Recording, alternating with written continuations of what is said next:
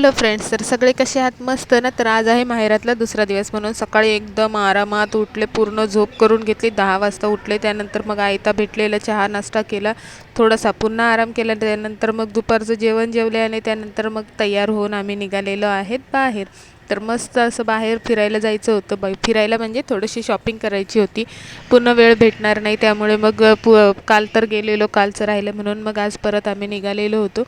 तर पप्पांच्या रिक्षामधून चाललेलं, कारण आज दादा नव्हता त्यामुळे पप्पांच्या रिक्षाने गेलो. पण गेलो होतो आम्ही शॉपिंग करायला. नंतर बहिणीचा फोन आला की तुला हेअरकट करायचं आहे ना, तर ये म्हणून. तर मग आम्ही ॲक्च्युली मुलुंड वेस्टला होतं, तर ईस्टला जाण्यासाठी ह्या ॲक्सिलेटरचा वापर केला. पण आई माझी त्याच्यावरून चालायला एवढी हे करत होती, त्याच्यावर ती उभी राहिली नाही, तेवढ्या शिड्या चढून ती गेली.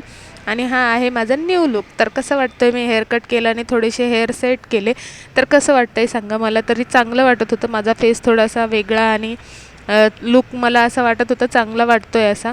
तर मी केस कापले आणि मावशीने मग बाचीचे केस कापले, नाही तर कसं चालेल म्हणून मग तिचे पण केस कापून घेतले. नाही तर मग मावशीला रोज रोज ते ऐकायला भेटलं असतं. मग केस कापून पुन्हा तसेच बांधले आणि मग पुन्हा निघाले, कारण खूप उशीर झालेला आणि मम्मीची घाई चाललेली स्वयंपाकासाठी. त्यानंतर येता येता आईस्क्रीम खाल्लं आणि घरी आलो. तर मग मम्मीला दिवाबत्ती करायची होती, झाडू उलट वगैरे सगळे काही कामं राहिलेले होते. त्यामुळे मग मी मम्मीला म्हटलं आज डाळ पालक आणि भात बनवायचा आहे ना, तर मी बनवते म्हणून मग मी गेले किचनमध्ये करायला.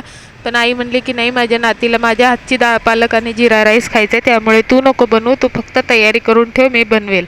म्हणून मग मी भाजी कापून वगैरे ठेवली. पालकची भाजी कापली, कांदा टोमॅटो मिरची, जे काय मला टोमॅटो नाही, कांदा मिरची लसूण जे जे काय मला कापायला सांगितलेलं होतं ते कापलं. तर आई म्हटले तुला असं पण तिकडे कामं असतात, तू कुठे आणि हे पण करत बसतीस, राहू दे, 4 दिवस आलेस तर आराम करून घे. तर खरंच मंडळी हेच असतं ना, माहेरी आल्यानंतर कितीही आई थकलेली असली तरी ती आपल्या मागे कधीच अशी हे लागत नाही की हे कर ते कर. आपण करत असलं तरी आपल्याला नको करू, मी करते. ती थकलेली असली तरी देखील ती हेच सांगते की तू नको करूस, राहू दे, मी करेल म्हणून. तर खरोखर ह्याच 4 दिवसाच्या आरामासाठी किती जीव कासावीस झालेला असतो की केव्हा आपण माहेरी जाऊ आणि केव्हा आपल्याला तो 4 दिवसाचा आराम भेटेल. तर तुम्हालाही असंच वाटतं का? कमेंट करून सांगा. Bye bye.